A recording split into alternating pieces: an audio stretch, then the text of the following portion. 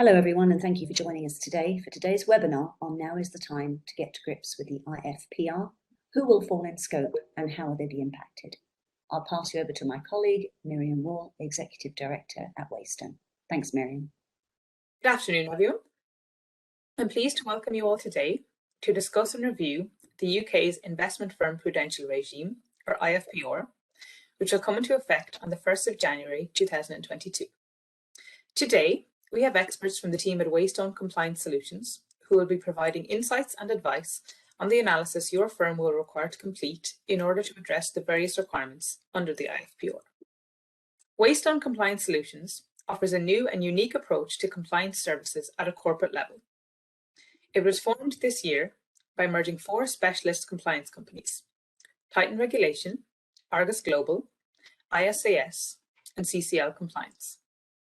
Waystone Compliance Solutions has the capabilities to help you manage your regulatory risk right across your organisation and on a global scale. We can provide key services from initial registration and licensing to compliance programme integration and ongoing monitoring.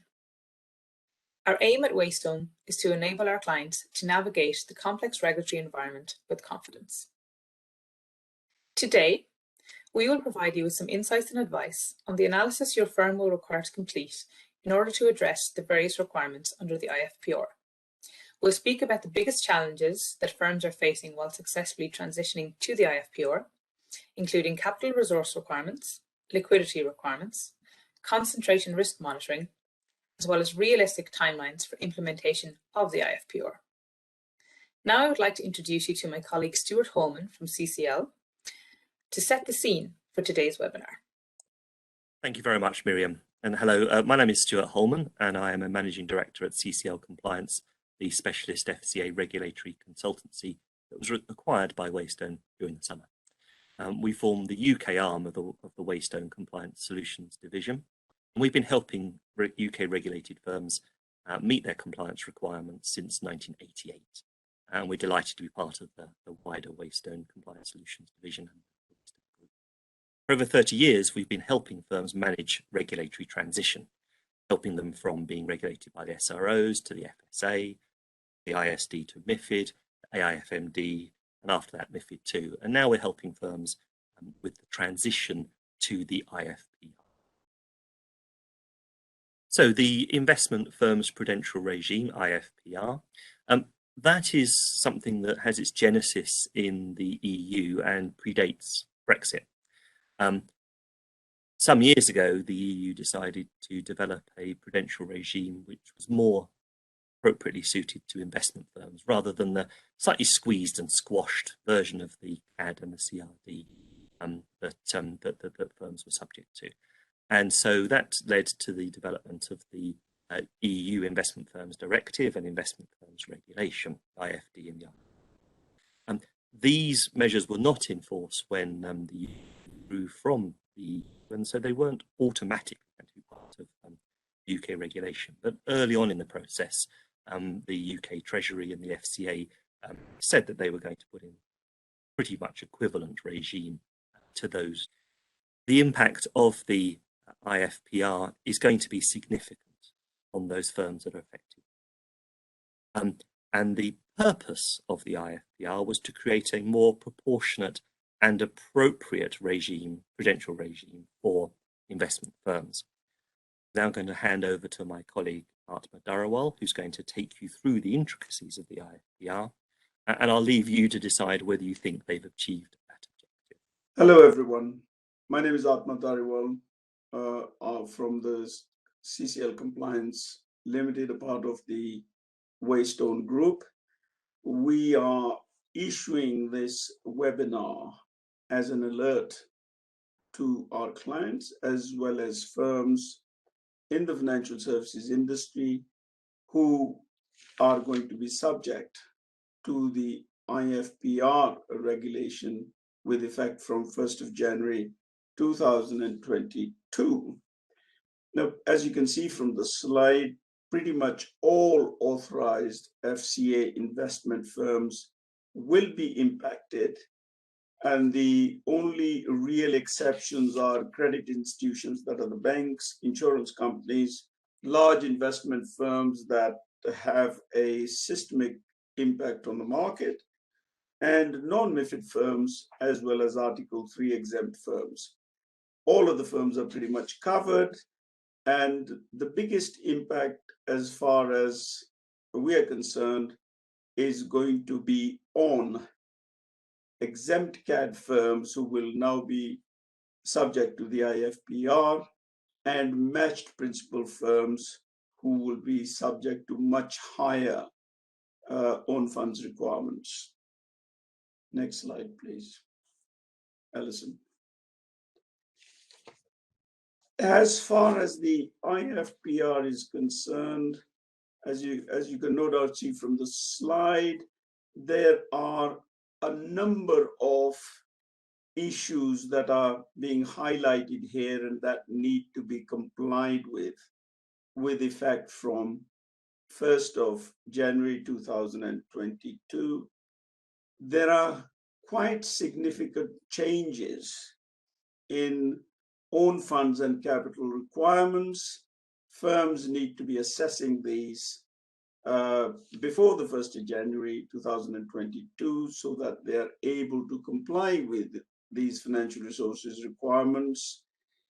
And if there is a need for them to inject more capital into the firm to comply, then they should be doing that prior to the 1st of January 2022.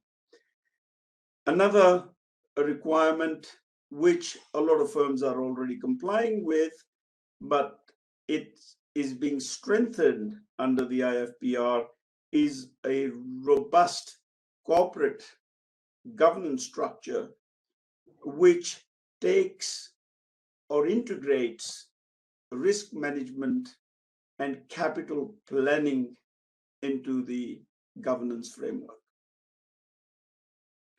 Then there is the Icara internal capital adequacy risk assessment process, which a lot of firms are already familiar with as an Icap under the current regime. There are some changes that need to be reflected in the putting together of the Icara and the risk management frameworks. Remuneration policy. The IFPR defines the covenants for remuneration policies for firms that will be subject to the IFPR. Concentration risk monitoring. A lot of large firms with matched principal trading permissions and with own account trading permissions currently are subject to this requirement, but this is being widened to cover all firms, especially non-SNI firms going forward. There will be monitoring as well as reporting to the FCA on a quarterly basis. Consolidation. A lot of firms, again, are aware of consolidation requirements under the current regime, but there are firms currently authorized as exempt CAD firms which have not been subject to any consolidation requirements.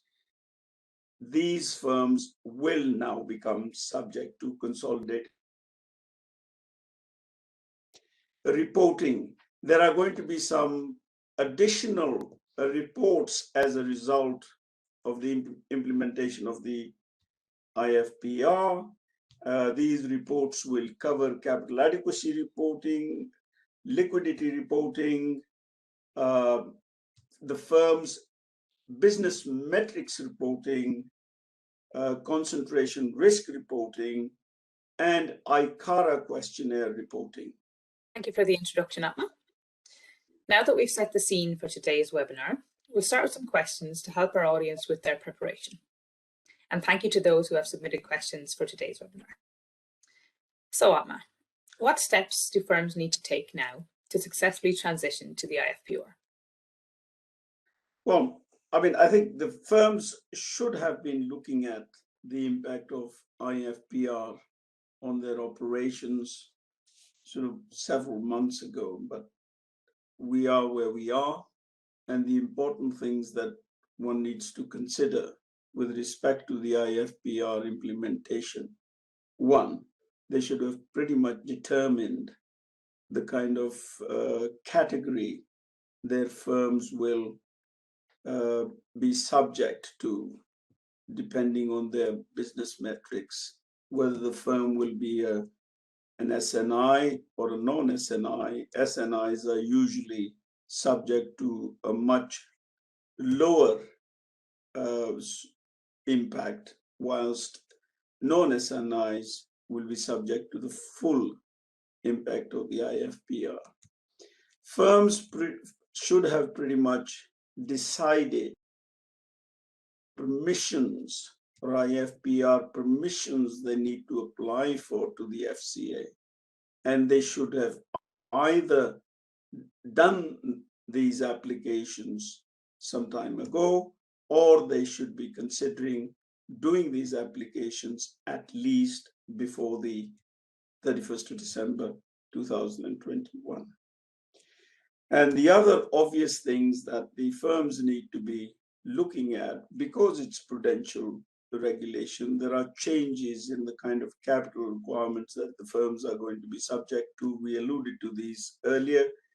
They should have considered what kind of impact these financial resources requirements will have on the firm, and decided on whether they have got adequate capital in place or whether they need additional capital. Okay, Watma. And so that leads me nicely then to my next question. How does the Icara internal capital adequacy risk assessment process differ from the Icap process, which CRD firms will already be familiar with? The Icara is not substantially different to the Icap, albeit there are some salient differences. One of the salient differences between the Icap and the Icara is how risks or harms should be presented within the Icara documentation.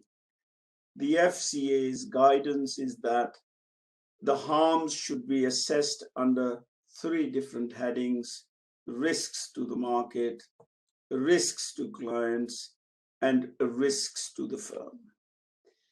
That, in essence, is one of the biggest differences. The other difference is that under the IFPR, a threshold own funds requirement is required to be met, which will be met through an analysis in the Icara, taking into account any capital that will be allocated as a result of unmitigated risks or wind down processes and costs.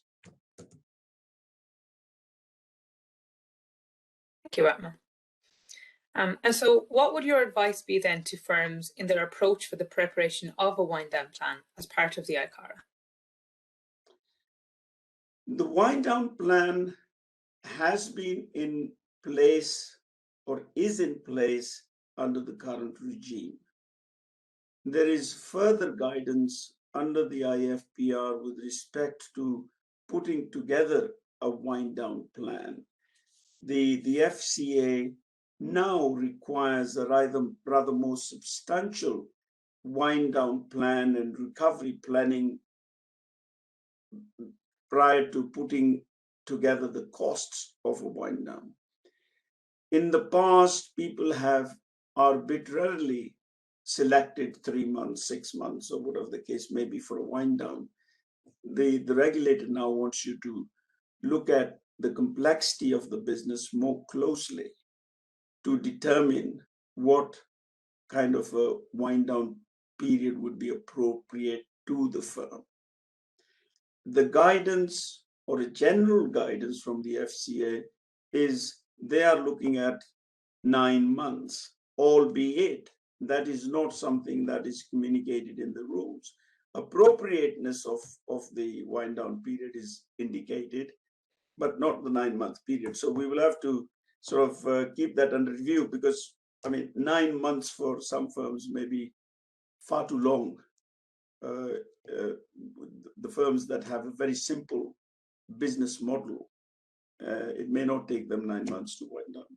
So that's under review. Understood. Thank you. And so for firms then who have not yet made plans for compliance, what would you say, Atma, is a realistic timeframe for reaching complete IFPR compliance?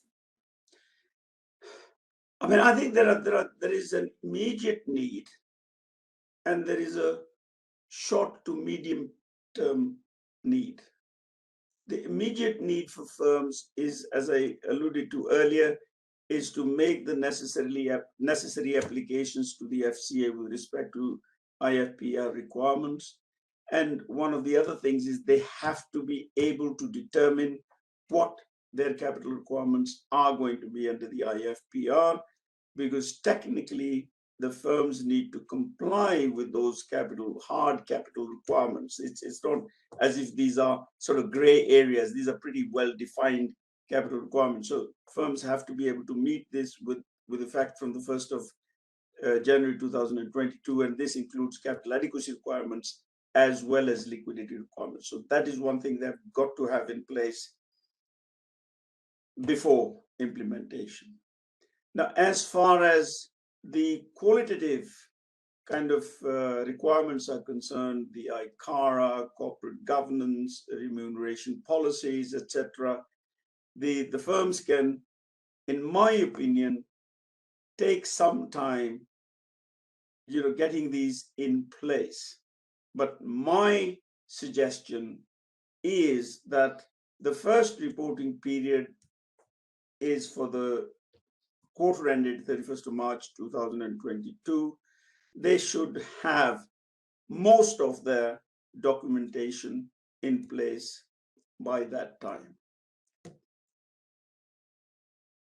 Okay, thank you for that advice, Atma. And so final question then, what would you see as the single biggest challenge that firms are going to face at the moment while successfully transitioning to the IFPR?